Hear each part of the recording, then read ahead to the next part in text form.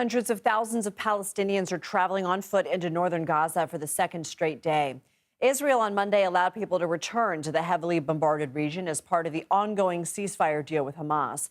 Israeli forces sealed off northern Gaza in the early days of the war. About 1 million people evacuated to the south, while hundreds of thousands chose to stay despite the risk. Hamas is expected to release additional Israeli hostages on Thursday in exchange for Palestinian prisoners.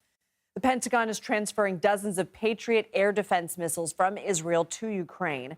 Two U.S. officials tell CBS News that Israel had about 90 of these missiles in warehouses and gave them to the U.S. to send to Ukraine.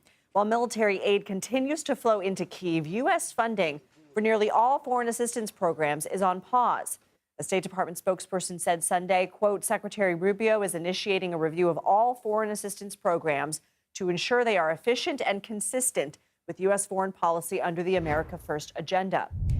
The fighting has not let up since Russia launched its full-scale invasion nearly 3 years ago. CBS News senior foreign correspondent Holly Williams is on the ground in western Ukraine.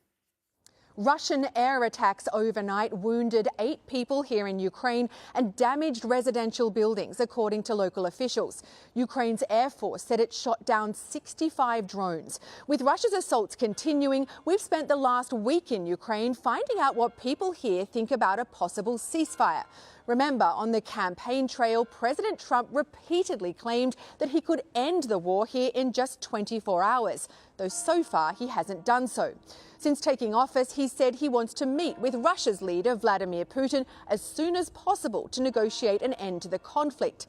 After nearly 3 years of grueling war, a recent poll here found that just over half of Ukrainians would now like to negotiate a ceasefire. That figure's more than doubled since the beginning of the war. But many here have told us it will only work if they have security guarantees to stop Russia from invading again.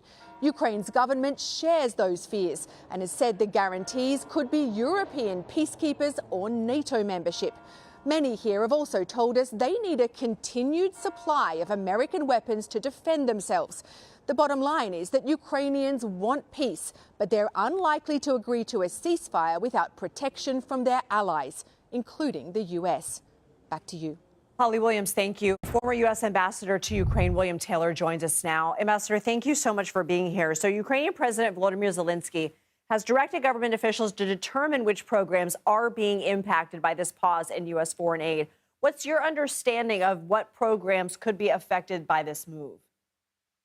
Lindsay, my understanding is that the military assistance, which Holly just pointed out, is really important for the Ukrainians as they defend themselves against this Russian aggression, which, by the way, has gone on 1,070 days that they've been defending them. So the military stuff is not stopped, as I understand it. What is being reviewed for some 80 days is the humanitarian, economic, financial assistance, which is important. There's no doubt. And there, as I understand it, there are appeals to allow that assistance to go forward to Ukraine.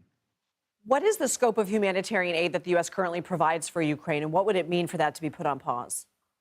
So what it means to be put on pause is that the programs that the embassy runs in Ukraine, all across Ukraine, to help the Ukrainians deliver health care, to help the Ukrainians provide the assistance to the first responders, to help the government maintain its ability to provide these services to the government, to the people from the government.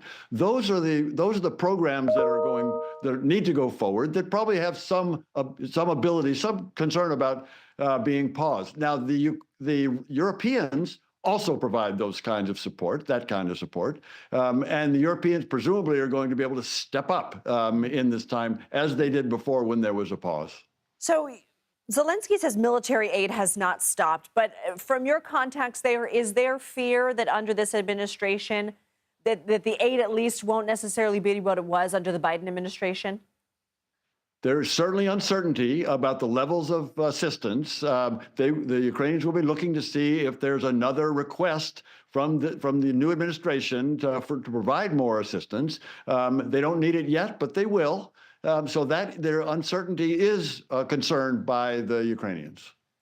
Do you see Ukraine and Russia moving any closer toward peace talks? The Ukrainians, President Zelensky has said he's ready. As Holly reported, all he needs is security guarantees so that the Russians, during a ceasefire, don't invade again. So the Ukrainians say they're ready.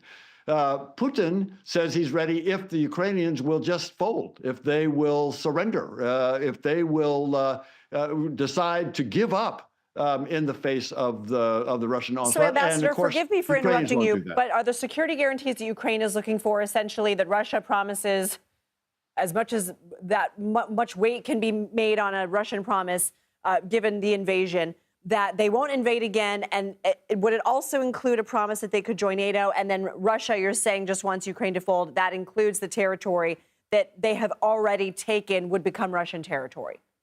So, Lindsay, the security guarantee that the Ukrainians want doesn't come from Russia. It comes from Europe and from the United States. And it is a guarantee that if Russia invades again, that the United States and Europe will be there to help defend. Okay. It's to deter another attack from Russia. Ambassador William Taylor, always helping us make sense of the world. Thank you.